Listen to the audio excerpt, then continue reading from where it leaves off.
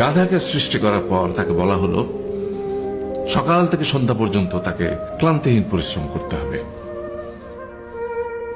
সারা জীবন তাকে পিঠে ভারী বোঝা বইতে হবে, খেতে পাবে শুধু ঘাস, আর তার মাথায় কোনো বুদ্ধি থাকবে না। তার আয়ু হবে 50 বছর। গাধা করজোড়ে সৃষ্টিকর্তাকে বলল, আমি এত বছর বাঁচতে চাই না, আমাকে 20 বছর আয়ু দেওয়া হোক। সৃষ্টিকর্তা সেটাই মঞ্জুর করলেন। কুকুরকে যখন সৃষ্টি করা হলো তখন তাকে বলা হলো যে সে হবে মানুষের সবচেয়ে বড় বন্ধু, কিন্তু সে খাবে মানুষের উচ্ছিষ্ট, এবং তার আয়ু হবে 30 বছর।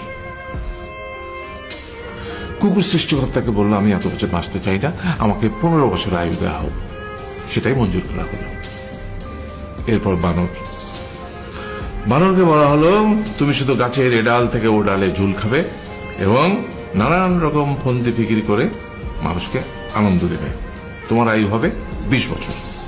বানর বলল, আমি 20 বছর বাঁচতে চাই না, আমাকে 10 বছর দেওয়া হোক। সেটাই মঞ্জুর করা হলো। এবার এলো পুরুষ মানুষের পালা। তাকে বলা হলো যে তুমি হলে প্রাণীগুলোর মধ্যে সবচেয়ে বিচক্ষণ এবং বুদ্ধিমান, সেই জন্য তোমাকে প্রাণীদের শিরোমণি করা হলো এবং তোমার আয়ু হবে 20 বছর।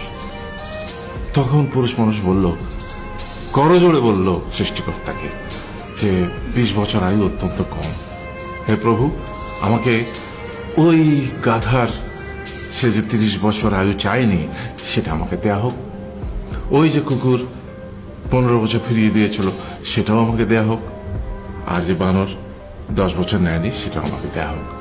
20 বছর অত্যন্ত কম, আমি দীর্ঘদিন বাঁচতে চাই। সৃষ্টিকর্তা সেটাও মঞ্জুর করলেন। তারপর কি হলো? সেই থেকে ছেলেরা পুরুষ মানুষ হিসেবে বাঁচে 20 বছর, তারপরের 30 বছর সংসারের বোঝা পিঠে করে বয়ে বেড়ায়, সেটা কার মতো? গাধার মতো। তারপরের 15 বছর সে তার ছেলে মেয়েরা যা দেয় সেই রকম ঠিক কুকুরের মতো উচ্ছিষ্ট খেয়ে বাঁচে।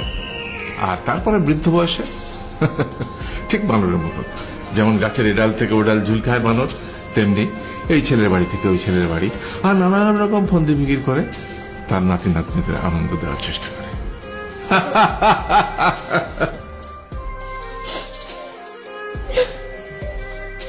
আরে এই থাম, কাঁদছিস কেন?